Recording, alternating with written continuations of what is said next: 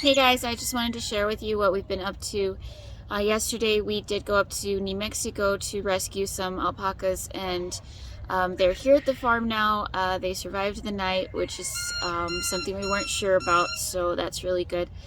As you guys probably know, Jaime and I do COVID testing and COVID vaccines, and we do that pretty much 7 days a week. It keeps us really busy.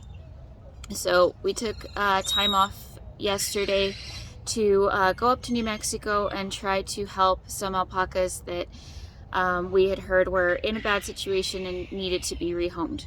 Well, the situation was actually a lot worse than I anticipated. It was there was a lot more. Where we brought home two. We were supposed to bring home more, and the owner just didn't let us. He just didn't want to part with them. So to kind of go over like the situation, it seems like at one point these animals were being taken care of, and now the owner is very elderly and very disabled and barely able to get around, so just not able to take care of these animals anymore. And so it was males and females. They had separate areas, but they weren't separated. There was kind of females mixed in with the males, and then more females over in another pen, and the owner wasn't aware that some of the females were in with the males. So I think it was a total of 12 or 13 animals. And so we went home with two. We were planning on coming home with more, but he was not willing to let us take more than that. So we brought home two girls. They are they're doing okay this morning. We weren't really sure if they were going to survive the night, also because of the stress of the situation. So I don't know how often they were being sheared, but they were sheared yesterday, right before we picked them up. And so they got sheared, and then they got brought to a new place, and that's all pretty traumatic for one day. And so all the alpacas that were there were very lethargic. It was really strange. Like, my alpacas will lay down and I can walk around them. They're really calm. These ones, you're practically like stepping over them with their heads down on the floor, and they seem to not even really notice that you're there. Really strange, the way that they acted. Just like they get tired easy. So obviously they weren't trained. We had to physically move the alpacas to get them into our van, and the process of that just got them really tired. They were exhausted from it. One of them has trembles, like she just shakes. All seems like they're malnourished.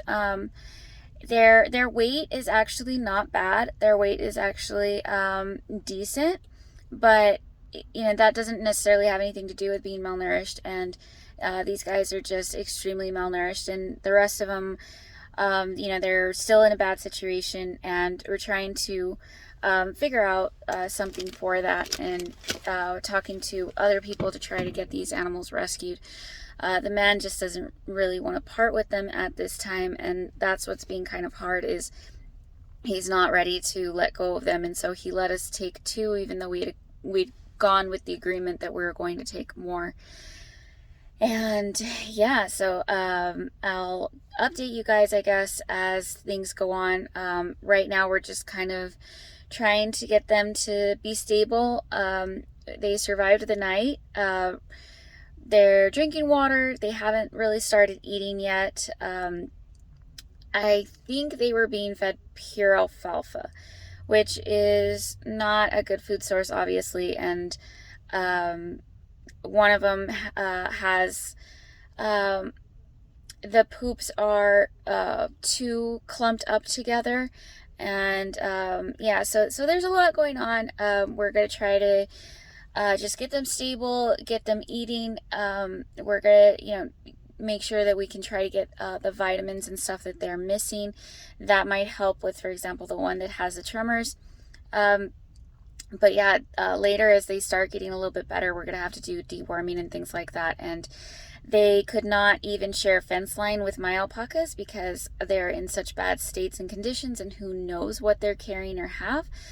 So we had to put them in another area of the farm, and actually they ended up in my garden, which is fine because this weather, it was cold up until like the last day of April. We've had awful weather where, you know, it'll get warm and then all of a sudden we get a really bad cold front, and it's not like this. It's not usually like this here. And so there's been different things that just have not let my garden go this year. Like, it just has not happened. So it was fine to be able to move them in there since we needed an emergency place that was not going to be close to the others. So I'll let you guys know how it goes and what happens with them. It's a really sad situation. It was extremely stressful just having to see the conditions and how they were being kept, and the fencing was so bad. Just everything about the situation. It was dangerous. It was unkept. It was really rough. This one was a really rough rescue situation, but I'm gonna go because I've gone on for way too long. All right, thanks guys, bye.